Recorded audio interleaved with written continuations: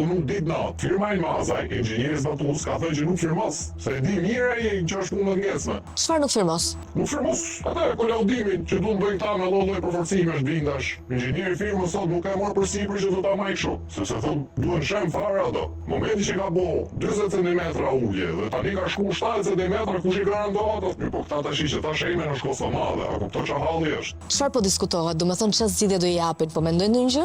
As ato vetë s'po din çfarë bëjnë më tash, kurse të tjerë po procedojnë siç duhet. Kanë bën binda, kanë fortifikuar që zonën. Deri tani që flasim, inxhinieri thotë 74 cm ulje dhe nuk firmos letra. Pasi dëgjuam këtë intervistë që nxirrte zbuluar kompaninë e Alabarit, por edhe qeverinë shqiptare, nuk u nxituam ta publikojmë të vetëdijshëm për peshën e këtij informacioni. Prandaj, bëm hapin e radhës duke kontaktuar një specialist i cili me ndihmën e teknologjisë së dronit kreu matje topogeodezike për të kontrolluar vertikalitetin e pallateve. Nga verifikimi i matjeve, rezultoi një disnivel rreth 30 cm ndërmjet soletave të godinave të përfunduara, ndërsa nga kontrolli i pallateve të përfunduara me pallatin që është në ndërtim, disniveli arrinte nga 70 cm deri në 1 metër. Rezultati ishte ai që i trombeshim. Matjet përputheshin thuajse tërësisht me denoncimin e bërë. Jemi në një situatë që ngre pikpyetje serioze për sigurinë strukturore, sidomos kur bëhet fjalë për terren prandetit dhe një zonë sismike. Por më tepër, kur anomalia u pranua edhe nga 2 prej inxhinierëve zbatues të projektit, të cilët mes rreshtash pohuan një të vërtet që po mbahej e fshehur. Të lutem, duam një informacion rreth sa centimetra ka ndodhur kjo zhytja e pallateve. Nuk e kam këtë detaj 100% të ta them e kam kaq. Nuk e di se kam topografën topografi këtë me drejtori nuk është se një marrë unë. Dhe ka duhet parin atë informacion. Se sa centimetra janë zhyt? Po. Por rreth sa pak a shumë për ta ditur? Tani unë nuk i njoh.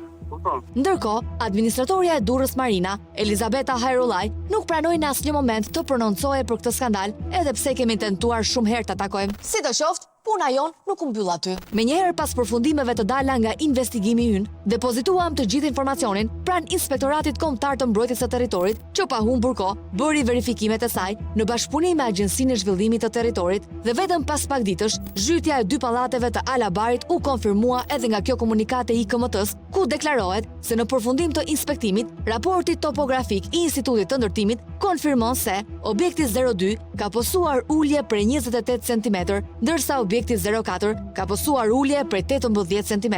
Pranimi i zhytjes nga IKMT dhe publikimi menjëhershëm nga të gjitha mediat, që më përpara thuajse heshtën përballë skandalit, i jep të drejtë punëstorin investiguese. Edhe pse ne kemi informacion tepër të saktë të sigurt nga burimet tona që janë të paktën 20 cm më shumë zhytja e pa deklaruar në komunikat. Sidoqoftë, ajo që na intereson në këtë moment është të dimë se çfarë masash ka marrë IKMT pas zbulimit të këtij skandali. Unë jam Matilda, gazetare nga emisioni Piranjat.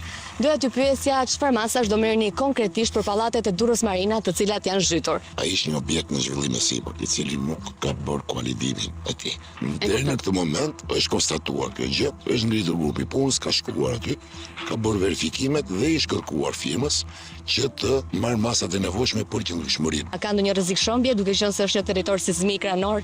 Këto janë procese që ndodhin në ndërtim në zona të tilla afër bregdeteve me gjeologji të tillë. Uljet ishin ato që ishin janë të përcaktuara. Mendoni që janë normale ato ulje apo janë ulje që nuk duhet të ndodhin? Ato janë ulje që ndodhin në procesin e ndërtimit. Unë mendoj që është një zhytje konsiderueshme nga çfarë ne kemi konsultuar me ekspert. Ju mendoni që është normale të zhytet një objekt i tillë?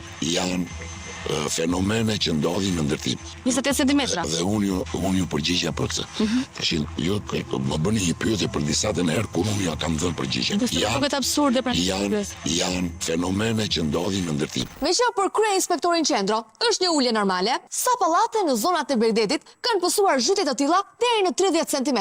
E rëndësishme është të merren masat, sigurohet godina para se të